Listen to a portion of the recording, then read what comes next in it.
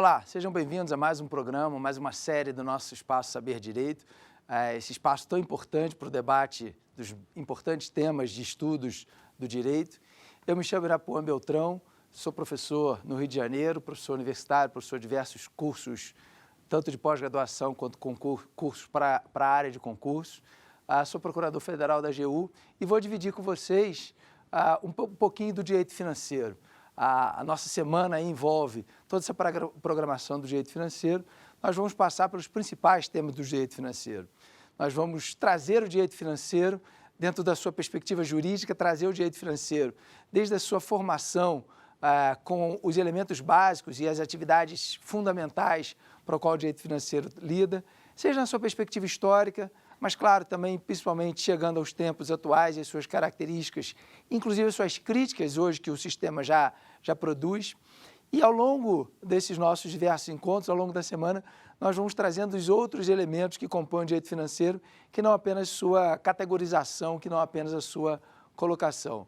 Nós vamos acabar abordando as características básicas das normas financeiras, as fontes do direito financeiro, já com aí alguma contribuição do Supremo Tribunal Federal, que tem posicionado de maneira muito clara, inclusive, uma análise que o direito financeiro vai merecer a partir da luz do princípio da separação de poderes e o próprio papel do Supremo Tribunal Federal em relação a isso. Vamos falar de orçamento, com as suas características fundamentais, com os seus ditames constitucionais, com seus princípios específicos e mesmo nos princípios gerais do direito, as características que são peculiares à incorporação desses princípios gerais do direito ao sistema financeiro e, claro, a partir daí trazer os principais elementos que compõem o direito financeiro, especialmente para a gente encerrar a semana falando sobre receitas, despesas, a sua perspectiva tanto de conceituação, classificação, categorização e execução e, claro, especialmente para colocar a lei de responsabilidade fiscal em cima de tudo isso. Uma lei que muda a história financeira do Estado, uma lei que pretende ser uma lei de modificação, uma lei que hoje em dia é tão importante que se aplica não apenas a uma execução direta das normas do direito financeiro, mas acaba produzindo uma interdisciplinaridade inevitável, produzindo uma interdisciplinaridade que vai ser necessária para o bom aplicador do direito. Vai trazer a questão dos serviços públicos, a lógica, inclusive, da tributação, que vai ser inevitável tudo isso, dado que o direito tributário é quem fornece as principais receitas para o Estado financeiro poder agir, e ao longo da semana nós vamos fazendo essa junção dos elementos. Convido a todos para dividir conosco essa semana de direito financeiro, um tema que muitas vezes é relegado a um segundo plano de estudo. Houve um tempo em que as faculdades tinham essa cadeira própria, de algumas unidades hoje já de ensino sequer tocam isso, outras relegam talvez até por um estudo opcional, e é um tema que quem quer ser um bom operador do direito, quem quer inevitavelmente trabalhar para o Estado, com o Estado ou em razão do Estado, tem que ter esse contato com as normas das finanças públicas, porque as normas das finanças públicas, os conceitos de finanças públicas, são os fatores decisivos para essa aplicação. Então, se em um dado momento o direito financeiro parece relegado, ou esse segmento financeiro parece relegado a um segundo plano de estudo, o que acaba acontecendo é que hoje, ao bom operador do direito, a todos nós que estamos fazendo uma parte aí acadêmica de desenvolvimento, é absolutamente necessário o contato e certamente conhecer alguns desses elementos. Então, ao longo dessa semana, nós vamos contar aqui com a participação das nossas ainda estudantes de direito. Na verdade, Tainara, Cássia e Rayane ainda estão tendo contato na vida universitária. Elas vão dividir com a gente essa semana e, claro, convido a todos vocês também para participar. Querendo, todos vocês que já conhecem o nosso programa, sabem que podem participar pelo caminho das mensagens eletrônicas. Basta encaminhar um e-mail para saberdireito@stf.jus.br. As dúvidas de vocês serão traduzidas de maneira muito interessante, nós vamos ter esses contatos aí.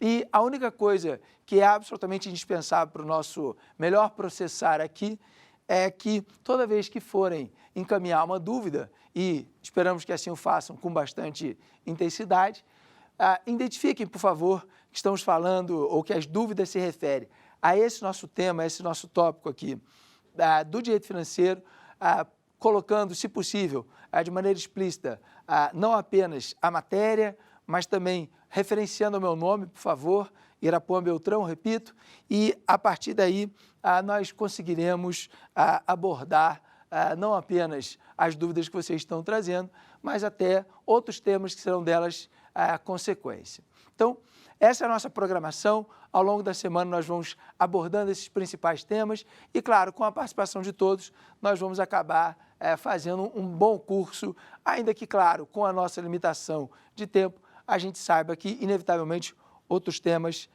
vão acabar sendo reproduzidos. Mas, de qualquer maneira, quando pensamos o direito financeiro, algumas situações são absolutamente indispensáveis a tudo isso.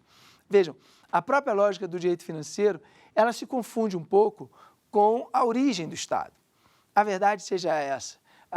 Se pensarmos o Estado moderno, claro, estamos pensando o Estado moderno. O Estado moderno, ele surge já com o problema das finanças públicas. Eu sempre provoco a todas as minhas aulas que basta pensarmos naquele...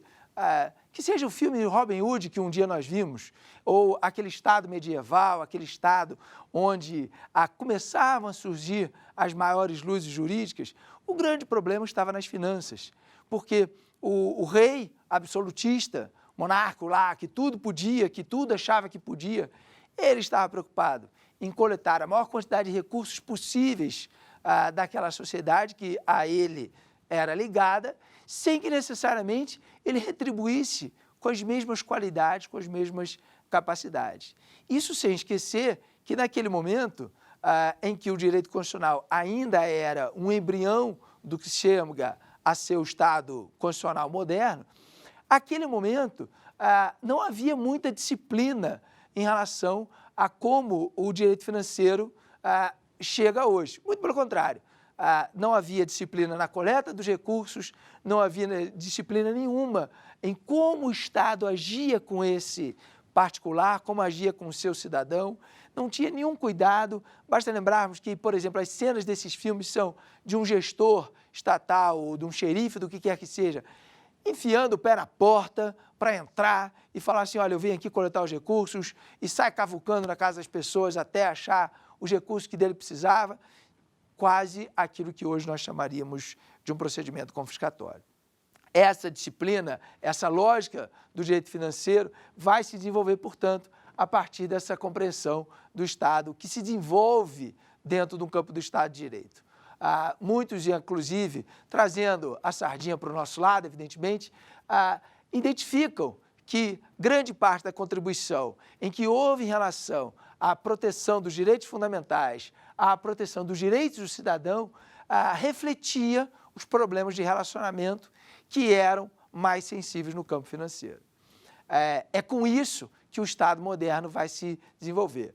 Lembro que das lições básicas do direito constitucional, quando identifica os textos constitucionais modernos e referencia a Carta Magna lá do século XIII, aquilo ali basicamente foi um momento de discussão, onde alguém que ainda podia, ou que já podia discutir com o soberano, questionando, olha, como nós vamos pagar, como nós não vamos pagar, como nós vamos nos relacionar. Você, rei da Inglaterra, aí, você tem que ter algum tipo de consenso quando exige novos recursos da sociedade. Você não pode simplesmente pretender ter recursos porque você acha que precisa gastar. E vejo que, recentemente, houve o mesmo debate, a Inglaterra passando por um processo de crise, claro que não mais agora, questionando ao rei, olha, você vai ter que fazer uma nova Carta Magna, mas a crítica que houve em relação, por exemplo, aos gastos do eventual casamento do príncipe, essa história não é uma história nova e é a partir disso que o direito financeiro começa a ser desenvolvido. Ele começa a ser percebido, muito confundido, inclusive, com a história do direito constitucional. A lógica do direito constitucional é também uma lógica de desenvolvimento do direito financeiro. As nossas constituições na história do mundo e também na história brasileira vão sendo desenvolvidas a partir desse contexto.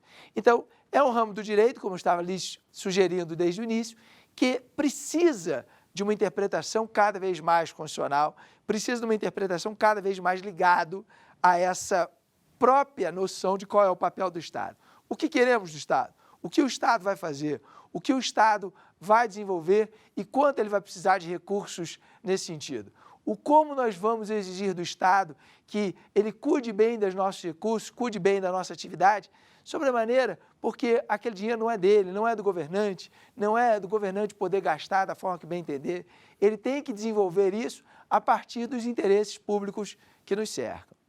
E é nesse contexto, é nessa perspectiva, é nessa análise que a lógica financeira inevitavelmente se confunde também com a lógica do direito administrativo. Porque se pensarmos a própria noção do Estado, o Estado, ele só se justifica, genericamente pensando, porque ele tem que fazer algum tipo de atividade na contrapartida ou em favorecimento do cidadão que o agrega. Quer dizer, se é verdadeiro desde sempre que povo é elemento formador do Estado, o Estado só se justifica na medida que retribui determinados tipos de serviços, serviços esses, claro, que serão traduzidos, e aqui eu vou falar em sentido amplo, como os serviços públicos como um todo. Esse processo de identificação do serviço público cada vez menos pode ser afastada de uma compreensão das finanças públicas. Eu não posso imaginar que o Estado vai decidir por fazer determinado tipo de atividade ou deixar de fazer outra ou prometer que fará uma terceira sem ter a preocupação de como ele vai gerenciar isso financeiramente falando. É por isso que toda a perspectiva da construção do direito financeiro vem, seja na doutrina clássica ou na mais moderna, associada à ideia de necessidade. Quais são as necessidades que cada um de nós tem? Essas necessidades podem ser desenvolvidas de formas diferenciadas. Ilustro que poderíamos pensar que algumas necessidades são necessidades individuais. Eu não preciso do Estado para nada. E talvez hoje, cada vez mais associado a um princípio de subsidiariedade, o Estado só tem que interagir com o particular na medida em que houver efetivamente a identificação de uma necessidade que não seja puramente individual. É claro que algumas necessidades individuais o Estado tem que respeitar, tem que proteger e tem que preservar. Agora, ele não precisa necessariamente, como agente externo, intervir em prol dessa minha necessidade. Essas necessidades individuais dispensam certamente a lógica de atuação do Estado. A lógica de atuação do Estado só começa a ser mais presente quando pensarmos a apontamento de alguma necessidade coletiva. E que, mesmo assim, tem que ser ponderada qual vai ser a melhor forma da sua satisfação. Porque algumas necessidades coletivas nós podemos reconhecer que o próprio Estado não precisa desenvolver. Se pensarmos bem, algumas necessidades coletivas a própria sociedade organizada se desenvolve. Algumas questões, por exemplo, relativas à atuação profissional, houve, ao longo da história, a identificação de que as pessoas agregadas naquela atividade profissional poderiam resolver os seus interesses. O papel do Estado não precisa ser um papel ativo em relação a isso. Muito pelo contrário, pode ser um papel em que ele preserve e procure incentivar as soluções coletivas que a própria sociedade encontra. É algo como se imaginássemos, especialmente para quem mora em prédios, em condomínios de edifício, existem determinadas atividades em que nós, na nossa vida condominial, conseguimos satisfazer. E o papel do Estado não precisa chegar a ponto de intervir como um serviço público estrito sensu, até porque aquela necessidade